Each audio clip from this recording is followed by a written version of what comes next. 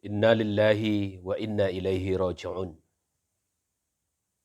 Inilah kalimat yang ingin saya sampaikan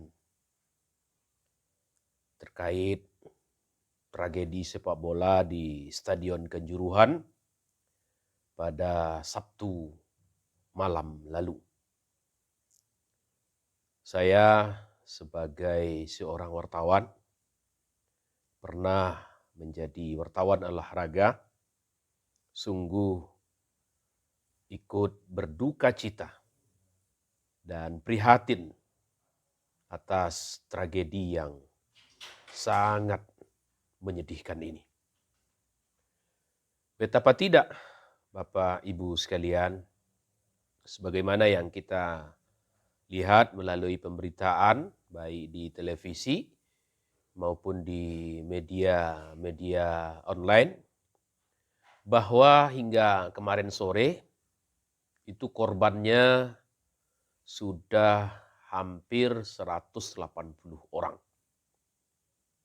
Ini sungguh tragedi yang sangat besar. Saya kira di Indonesia belum pernah terjadi kerusuhan sepak bola yang korbannya sampai sebanyak ini. Bahkan kalau kita lihat catatan, ini adalah korban terbanyak kedua di dunia terkait tragedi kerusuhan sepak bola. Saya termasuk yang menyesalkan sekali peristiwa ini. Apalagi pertandingannya di Stadion Kanjuruhan ini tidak dihadiri oleh supporter lawan, supporter Persebaya, tapi hanya Aremania yang hadir. Tapi ternyata setelah peluit panjang ditiup, supporter Arema atau Aremania yang tidak puas dengan kekalahan timnya dari Persebaya Surabaya akhirnya turun ke lapangan.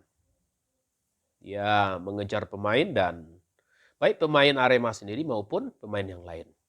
Jadi ini tindakan yang tidak sportif sesungguhnya. Kenapa kemudian timbul korban jiwa yang banyak?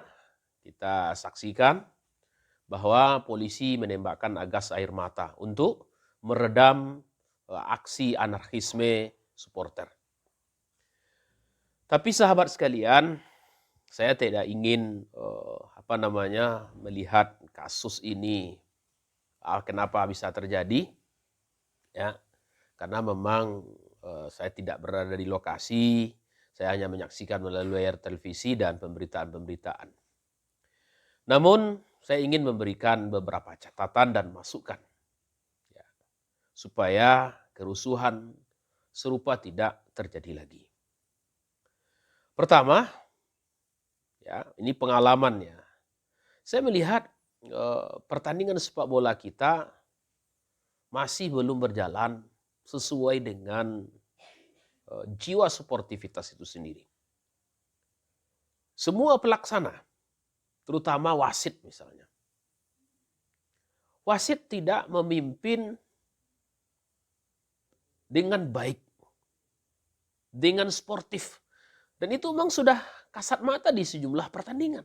Saya pernah melalui itu, sahabat sekalian. Saya beberapa kali mengiringi pertandingan, ya, Semen Padang ke beberapa laga. Ya. Tapi saya kira kenapa wasit kemudian tidak bisa melakukan tindakan yang seperti itu? Banyak faktor. Ya, banyak faktor.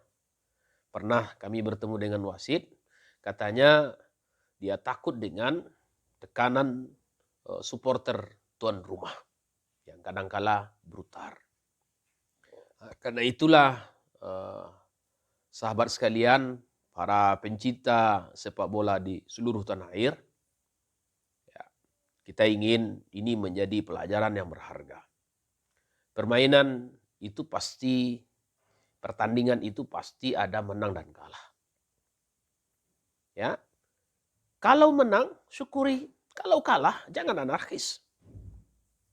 Berikan kesempatan kepada wasit untuk memimpin pertandingan dengan seadil-adilnya, sejujur-jujurnya. Pihak tuan rumah jangan sampai menyogok, menyuap wasit. Jangan. Ya, bayar oleh PSSI. Ya, ini bagian terpenting sportivitas itu sendiri. Jadi ini harus diajarkan kepada seluruh supporter. Ya, dan supporter jangan biarkan jadi supporter bebas. Ya, dikontrol, diberikan pendidikan, diberikan pengertian. Ini menurut kami perlu diperbaiki ke depan.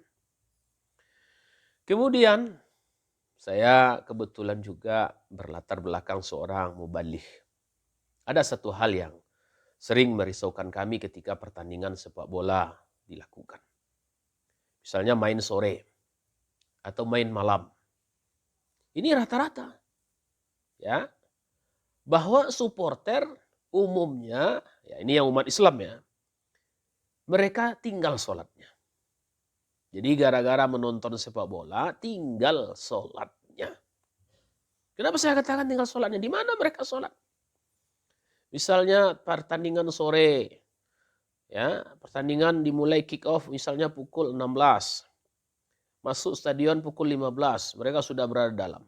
Jam 16 kurang 15 atau 15.45, waktu sholat asar sudah masuk. Stadion sudah penuh. Kemana orang sholat? Ya, saya sering menyebut ini adalah berjamaah meninggalkan sholat. Dia hanya sebagian kecil saja. Ketika persoalan ini saya sampaikan kepada sejumlah pihak dulunya. Apa jawaban sebagian orang? Jangan terlalu banyak dipikirkanlah. Sholat itu kan urusan pribadi. Ada yang menjawab seperti itu. Betul. Sholat itu adalah urusan pribadi. Dan itu akan menjadi pertanggungjawaban di hadapan Allah. Iya. Tapi ketika di suatu tempat secara berjamaah kita meninggalkan sholat, maka mudarat yang akan banyak datang. Ya, saya tidak anti sepak bola. Karena saya juga suka sepak bola. Tapi permainan yang kemudian melalaikan kita dari mengingat Allah akan mendatangkan banyak mudarat. Karena itu bagaimana caranya? Ya, aturlah bagaimana pengaturan waktunya, regulasi lain sebagainya. Sehingga para penonton kita ya tidak banyak yang melalaikan sholat. Saya yakin dan percaya sahabat olahraga sekalian di mana saja berada. Kalau mayoritas penonton, ini bukan semua ya, karena memang tidak semua orang bisa diarahkan seperti itu. Kalau mayoritas penonton menjaga sholatnya, dia nonton sepak bola, tapi dia tidak meninggalkan sholatnya. Hatinya akan lebih tenang, hatinya akan lebih adem. Ya, jadi tidak gampang tersulut emosi. Dia akan paham kalah dan menang itu suatu hal yang biasa dalam sebuah pertandingan. Jadi karena itu sekali lagi, dua catatan ini yang ingin kami sampaikan selaku salah seorang mantan wartawan olahraga dan juga seorang muballigh. Ya, pertama memang bagaimana jiwa sportivitas itu tidak hanya untuk pemain, tapi juga untuk supporter. Harus ditanamkan bagaimana caranya. Ini tanggung jawab pemilik klub, tanggung jawab pengelola supporter, ya, Ibu sekalian, harus diajar. Kemudian yang kedua, menanamkan nilai-nilai tadi. Nilai agama tadi penting menurut kami.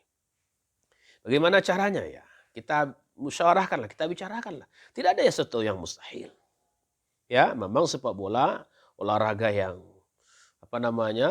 luar biasa, melibatkan banyak orang, penontonnya banyak, memang tidak semudah olahraga yang lain. Kan orang tanyakan, kenapa yang rusuh itu sepak bola? Kenapa tidak bulu tangkis? Kenapa tidak tenis? Kenapa tidak olahraga yang lain? Karena memang olahraga ini olahraga besar. Ya, jadi kalau diurus penuh dengan hati yang bersih, jiwa yang bersih, kemudian orang-orang yang terlibat di dalamnya juga diarahkan kepada kebaikan, insya Allah akan bisa diperbaiki olahraga sepak bola di negeri ini. Sekali lagi, saya Jasriman Caniago turut berduka cita atas tragedi sepak bola di Kanjuruhan yang menewaskan hampir 200 orang ini. Mudah-mudahan ini tidak terjadi lagi di masa depan. Bangkitlah sepak bola Indonesia, jayalah negeri kita tercinta Indonesia. Assalamualaikum warahmatullahi wabarakatuh.